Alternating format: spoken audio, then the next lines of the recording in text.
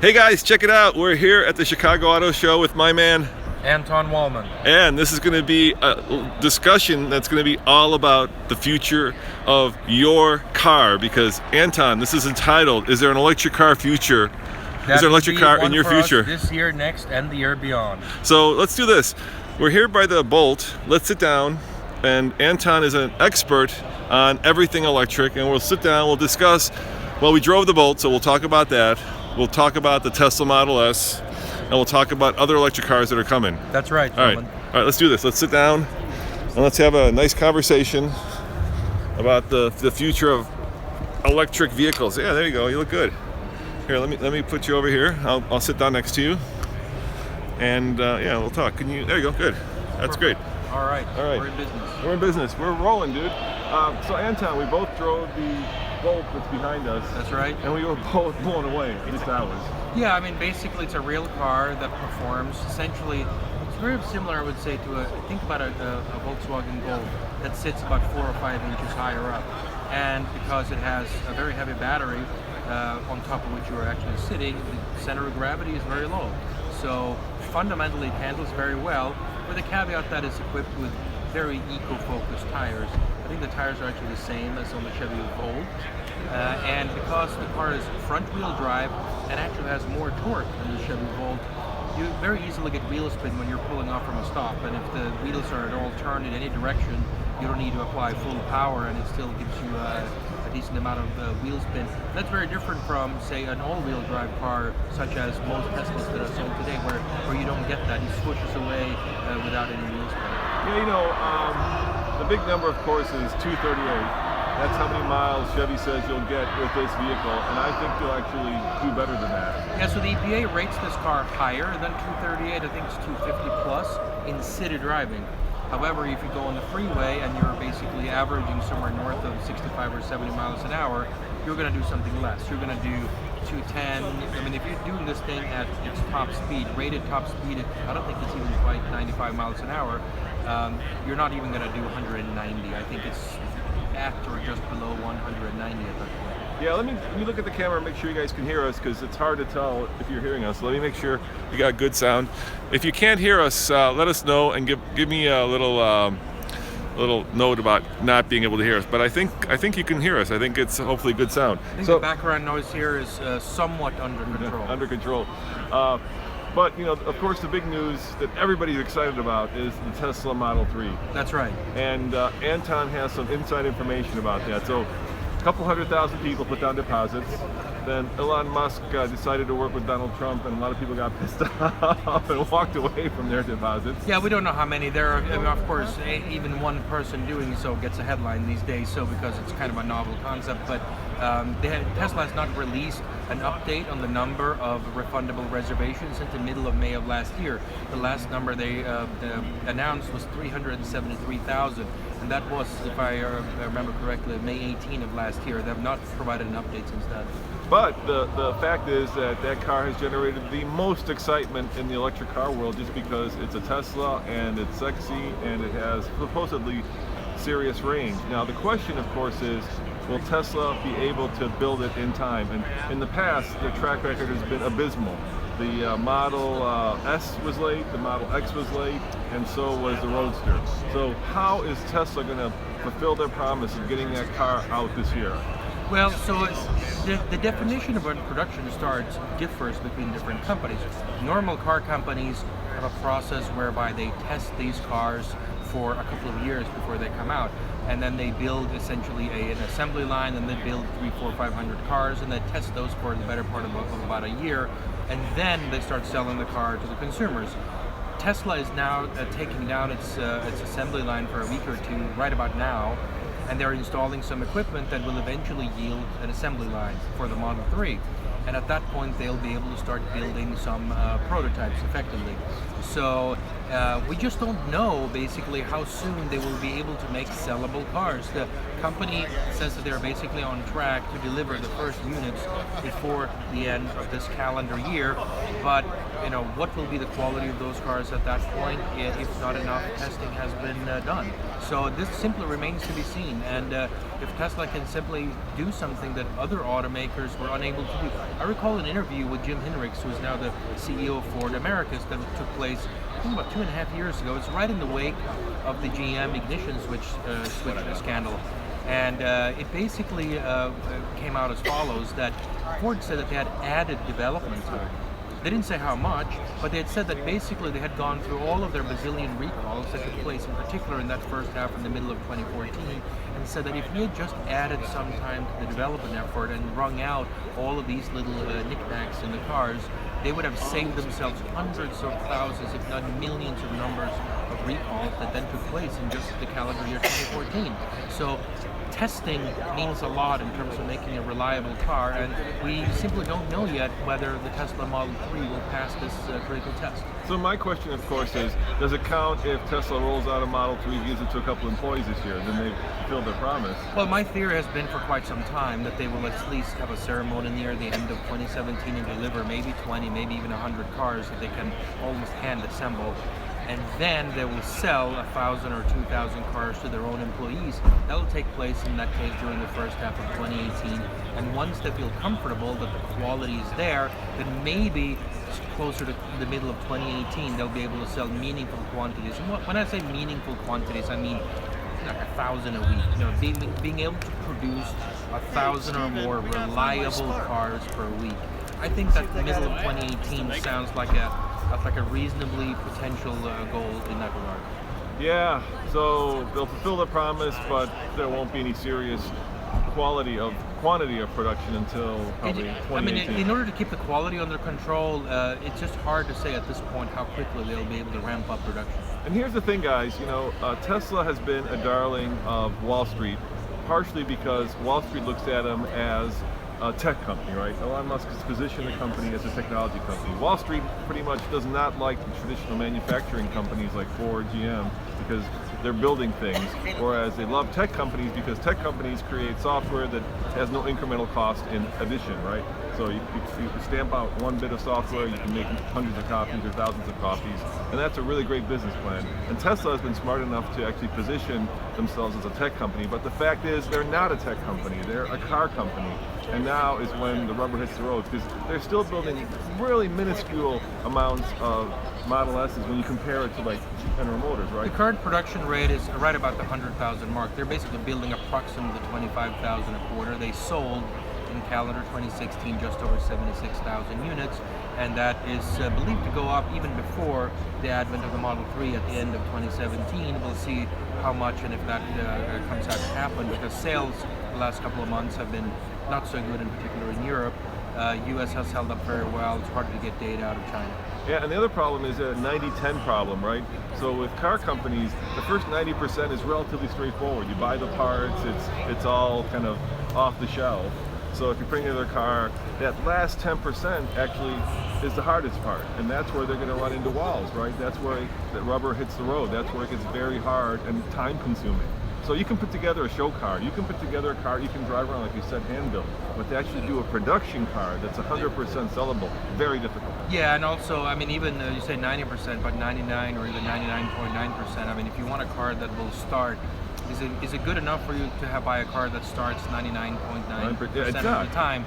Well, that sounds like a high number, but if you start your car 3 times a day, that's what, it basically means that your car doesn't start once every year in that case. So 99.9 is not a high number when it comes to the expected reliability of an automobile today. Maybe it was 100 years ago, but not today. And then the other problem that Tesla, I think, is going to run into is the service problem, right? So right now Tesla has these service centers around the country, and there's a handful of them. But when you're building big numbers of cars, like the Bolt, right? If that thing breaks, you take it to your local Chevy dealer, which is, there's 3 of them in Denver or something, or more. I think service is going to be a major challenge, obviously. I mean, Tesla knows this, obviously. Yeah. Tesla knows very well that they need to build out their service centers, but nevertheless, it has to be done. I mean, they have a whole bunch of service centers today, but they will need many, many more. And I assume that as we get to the end of 2017, they must have started the construction of numerous of these service centers all around the country and around the world, indeed. I mean, they cannot be selling hundreds of thousands of these cars without people being able to service them easily. Now you guys might be thinking to yourself, an electric car doesn't need a lot of servicing, right? You don't have the traditional issues you have with an internal That's combustion. right. There's no oil, there's no That's right. coolant for the most part, but there are still issues that come Well, up. things do come up. I Yeah, mean, software. simple things like wheel alignment. Sometimes battery issues. You will have. You don't have oil changes, but you will have battery and electric motor issues. I mean, if the electric motor starts to hum or make a little noise or whatever, I mean, it needs to be exchanged. I mean, you can't just go into your Jiffy Lube and get that done. No, you can't. So I started this conversation by saying, is there an electric car in your future? And I think the answer is not in your near future. Unless you're one of the early adopters and you're looking at a Bolt, I think we're still at least probably 5 years away from general acceptance. You said something smart once to me, and I'll never forget this.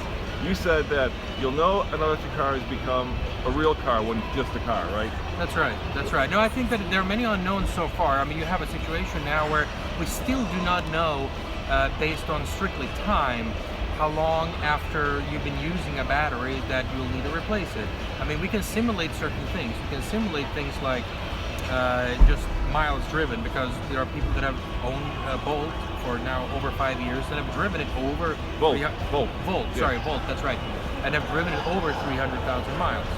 But we haven't. It's only been going on for no more than approximately 6 years. So what happens in year 6, 7, or 8?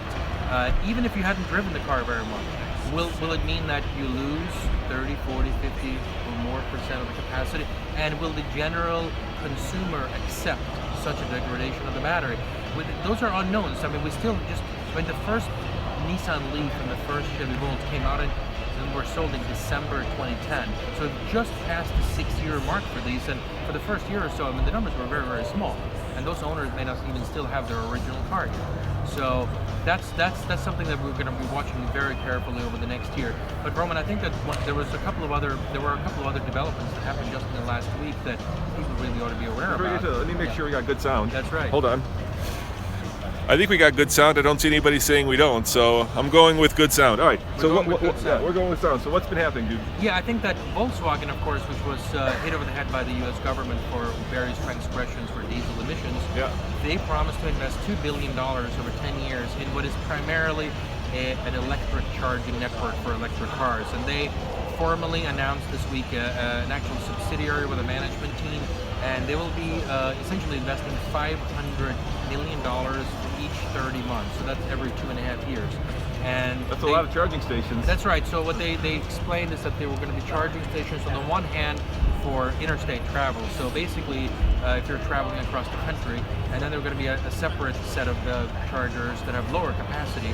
Is there a common charger? That's right. No, the common standard is being done, right? So currently, these chargers that are being set up operate 50 kilowatt. 50 kilowatt is not all that impressive on one level because that's lower than Tesla, which is up to 135 kilowatt right now. However, they're on the cusp of approving a standard for 150 kilowatt, which is going to be basically similar to what Tesla where they will be in about a year or so. And then over the next, of course, that means faster charging. That's right. And over the next 2 or 3 years, we're going to get to 350 or 400 kilowatt. How fast? Let's say 300 kilowatt and 100 megawatt battery. 100 kilowatt hours. 100 kilowatt hour battery. If you have a 300 megawatt charger, how long would it take to charge that? 300 kilowatt charger. Well, so first of all, you've got to realize that when you start charging it, depending on where you are, it's a certain rate, and then when you're approaching 80 or so percent, it slows down. Let's say 80%. So nobody really, first of all, people shouldn't and do not generally charge from when the car is empty, because then they have a different problem, right? Yeah. But basically, you should be able to essentially fill this car up within 15 minutes very, very easily. Wow, that's impressive. And that is, that's where we're going to get if we get to 350 or 400 kilowatt. And not 100%, but I mean the vast majority of the car. And then I think we have moved across. So Volkswagen has announced that they're going to build out this network. Correct. So what was the other big announcement? Well, we have confirmations in particular from both Audi and from Volvo that things are on track. In the case of Audi, the e-tron, which is essentially a crossover, some would say it's an SUV or whatever you want, will be out next year, will be built in Brussels, Belgium. And there was one journalist in Germany who revealed that they will have 3 battery sizes, 70, 95, and 105 kilowatt hours. And that basically guarantees that if you buy the biggest battery, you're going to get realistically 300 miles of range in the US test cycle. The other announcement was from Volvo, which basically confirmed what we had pretty much believed and known, I think, anyway, for about the better part of a year, and that is that in the calendar year 2019, their first EV will be out. So they will also have a 100 kilowatt hour battery, which will also yield them close to 300 miles per range for an EV. So Audi and Volvo will definitely be at the table. But keep in mind, that's about the same time that both Jaguar and Mercedes will also. Jaguar will be first of these companies. Jaguar will be in dealerships by approximately the middle of 2018. That's a sexy car, dude. That's right, and Mercedes will be in US dealerships by the first quarter of 2019. The I-Pace. It should be the E-Pace, but yeah, it's the I-Pace for sure. And then Mercedes called the EQ, and then of course the Audi is the e-tron, and Volvo doesn't have a name on its car yet, but they will definitely be there at the table. And then of course, Ford, which is exhibiting here at the Chicago Auto Show as well, did confirm that they will have a 300-mile range EV, a crossover, roughly the size of the Ford Escape. They said it will be out in 2020. No other details, but basically we can pretty much imagine that aside from maybe it won't be as fancy inside or whatever as the Audi and the Jaguar will be, it will certainly be of the same general, this type of crossover whereby you can build in 4, 5, or 6 inches worth of battery in the floor pan of the car and still get the kind of crossover semi-SUV that is currently in vogue in the market. So I started this conversation by asking, is there an electric car in your future? And I think the answer is probably no for most people, but the answer, is there a hybrid car in your future, might be yes, because me and Anton and I were both just at the Kia Niro That's right. Unveiling, and that's really, I think, where a lot of people will be getting into semi-electric cars, and that's because the Niro, unlike a Prius or unlike many of the other hybrids, looks like a normal car. Yeah, so the Kia Niro and the Hyundai Ioniq are essentially sister cars. Right, but the Ioniq's kind of funky. So the Ioniq basically looks like a Prius in terms of the exterior, but not quite as radical, but the basic shape is there. The Kia Niro sits about 1.5 inches taller up, and it has more of a station wagon profile to it. The most interesting things about these cars from Kia and Hyundai is that these are the very first cars in the market, the only cars you can buy that actually don't have a 12-volt battery. Every other car on the market, every other electric car, people say, oh, it's got a big battery, but every electric car today, whether it's a hybrid, plug-in hybrid, whether it's a Tesla, a Chevy Bolt, a Toyota Prius, everyone still has that same traditional 12-volt battery. And that's there because it runs all the auxiliary things, but like lights. Kia and Hyundai have been able to get around it. So the Kia Niro and the Hyundai Ioniq are the very first cars that get rid of that. And it's a big deal because I've had friends with Priuses where they leave them sitting at the airport, come back, and they can't start them because you need that 12-volt to start the Prius. It saves them 22 pounds per car, plus a little bit of space and a little bit of wiring. So it's an interesting thing that one would have thought that years ago, whether hybrids, plug-in hybrids, or pure electrics, would have essentially gotten rid of the 12-volt battery, but I guess automakers were simply too conservative. They had old electrical systems. They weren't willing to monkey around with the radio and all of these other accessories to make sure the car starts well. But Kia and Hyundai actually got over the hurdle first. And what to me strikes me about the Niro, and by the way, you guys can go over to TFL Car and watch my review of that vehicle, is that it's such a normal vehicle, right? The other thing they did was most hybrids have a lot of regenerative braking, so it's a different driving style. When you let off the gas, the car slows down, and you got to get used to it. The Niro doesn't have that. It also doesn't have a CVT, right, which most hybrids like the Prius have, because they're much more fuel efficient. So if you get behind the wheel of a Niro, it's hard to tell it from a regular car, right? You push the button, it starts like a regular car, drives like a regular car. No, I loved it. I think that also the body shape, I mean, it's really, I think it's basically what is in vogue right now. It's a very mild crossover. I mean, it's essentially what we would call an old-fashioned station wagon that just sits a little bit taller up, but it's a little bit shorter. Anyway, it's but the high fuel economy one gets 52 mpg in the city. Right. So blended 50, and if you load it up with the one that has the fancier wheels, blended fuel economy is all the way down to 43. So depending on the trim level comparison, it yields anywhere between 10% and 20% worse fuel economy than the Toyota Prius, which is still very good. I mean, given the compromise, I mean, you're talking comparing something that has a fuel economy that is north of 52 miles per gallon all the way to 58 miles per gallon. So you're taking a little bit of a hit there, but what you're getting instead is a car that looks very normal, has more interior space, has Android Auto and Apple CarPlay, and I think provides for a more sort of conventional feel that doesn't force some of the compromises that many people are happy to survive with in the Prius, but some people might not. And let's be honest, a lot of the electric car, hybrid car adoption has come because the government's been pushing it, right? With federal tax credits, with state tax credits, in California specifically with the ability to go in the HOV lanes. Correct. And chances are with the local political atmosphere, a lot of that may go away. That is to be. We just don't know yet. don't But know. I mean, what do we have? I mean, over the next, probably already, arguably within the next month or so, maybe 2 or 3 months at the most, we should see what a compromise will end up looking like between Congress and the executive, and we could see some changes in some of these policies. That's certainly within the range of what's possible. But I think stay tuned on that front. We'll have more to report by the time of the New York Auto Show for sure. Yeah, and it's maybe time for these cars to stand on their own. I'm a little bit anti kind of California compliance car because I believe in the free market. So I believe that cars should be the best car for whatever need that a person has, not the best car because the government decides. Because when you go down that road, you end up with the Trabant, which is a horrible car, right? Yeah, and you have also very different policies that are very odd effects. Like, for example, the corporate average fuel economy standards that have been changed and been in existence in some form or another for many years now.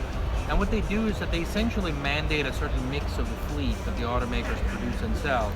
And that's a little bit like telling Levi's jeans that you can't make jeans with a waist size higher than 30. Yeah. And I mean, it's like, wow, well, what sense does that make? I mean, if you want to attack people, being too wide around the tummy, I'm sure there's got to be some more efficient and more fair and equitable way to doing that rather than prohibiting pants makers from making pants that are large enough. It just seems like it's a very hand-fisted way of getting to the problem. Yeah, and at the same time, I personally love electric cars. I love hybrids. I love the new technology. I love the fact that... Well, they do drive very well. I mean, look, anybody who's driven a Tesla, when the Tesla works and is not in the shop, I mean, it drives like a dream. Not only is the suspension fantastic, but I mean, the acceleration is completely unbeatable, and it's just smooth and nice and wonderful in every way. I mean, I've driven a Model S a billion times, and they're terrific. Same thing with the Volt. So 2 things before we wrap this up. Yesterday, me and you went to a Volkswagen presentation where they had the new Tiguan, and somebody asked, maybe it was even you, about how you can change the packaging of a car when you go electric, and it does open up a lot of space, right? It opens up a new degrees of freedom because you don't have that big hunk of thing sitting in front of your feet, so you can make a car that has better foot space. And if you notice in the Bolt, when you drove the Bolt, it has an enormous amount of foot space. There's a huge amount of foot space. That's right, but when you jump into the Volt with a V, it does not have that type of foot space. Because you got a transmission. That's right, you have a huge bulky thing that inhibits your left foot in particular in the front wheel well, and that just makes for the ability to design a car that feels more like a living room on the inside. So that's why this is also going to be very attractive toward essentially a renaissance of crossovers and minivans. Yeah, it just changes the way the car designers can package the car, and it opens up a lot of space. It makes the car a lot more livable. Now, the other thing that I was talking with somebody yesterday is, are electric cars actually good track cars? So a Tesla is super fast as a dragster, right? That's right, but I mean, you're talking endurance is something bad. Very tough on an electric car, because in terms of sustain, I mean, you can go to YouTube and look at the videos of electric cars trying something out on the Nürburgring, and I mean, they peter out after a very short period of time. So definitely for a quarter mile, 0 to 60, perfect. Nothing beats an electric car. I mean, there's nothing that comes close. But not the track. Not the track. It's a very different type of performance. I mean, you can take the cheapest little Nissan or Kia in the market today. A Kia Rio today will beat the fastest electric car in the world going from San Francisco to Los Angeles if you stick to within, pick a number, 10 or 20% of the speed limit. So you're actually driving the way, I mean, because the refueling time is simply so much longer that when it comes to endurance, a gasoline, whether you're on the track or you're in regular traffic just doing a long distance trip, so there's not just one type of performance. Performance is not strictly a straight line and 0 to 60. And even if you take a turn, Porsche's made this argument now that they're within 2 years of coming out with their electric car, the Mission E. They've said that, okay, well, getting an electric car to go fast straight is very easy. Getting an electric car to also have the endurance and to do it around curves is a lot tougher. And Porsche aims to be the first car to break through on that. And we'll see in the middle of 2019 when the Mission E comes out. And you know how we know that? Because Formula E, they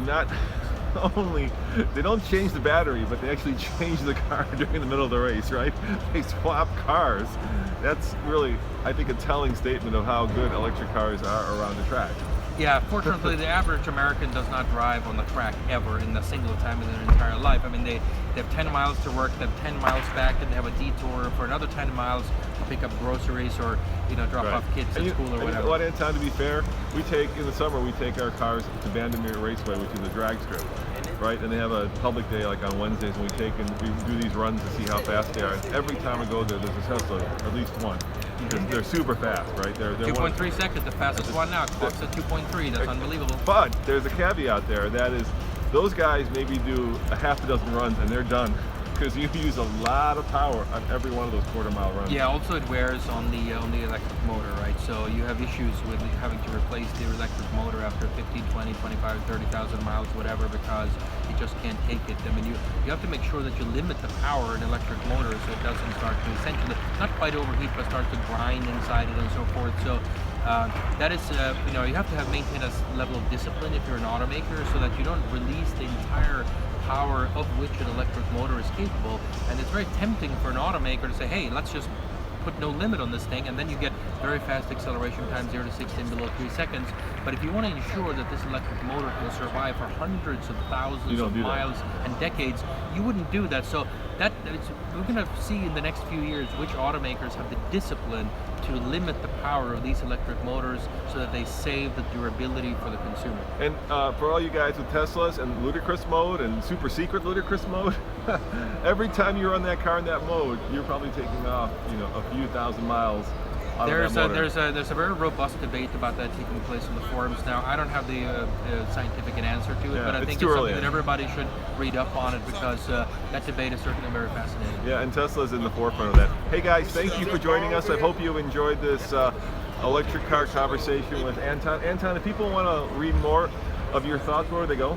Much of it is on Seeking Alpha, and sometimes we do these things on TFL Car, and sometimes somewhere else. But Seeking Alpha is probably where I publish a majority of my articles, and today we're here at the Chicago Auto Show. Yeah, so thanks for joining us, guys, and as always, this is Roman saying check out tflcar.com for more news, views, and of course click over here for more Chicago Auto Show reviews and live videos. And don't forget, we've got truck news on our truck channel, and we've got car news on our car channel. See you guys next time. Ciao.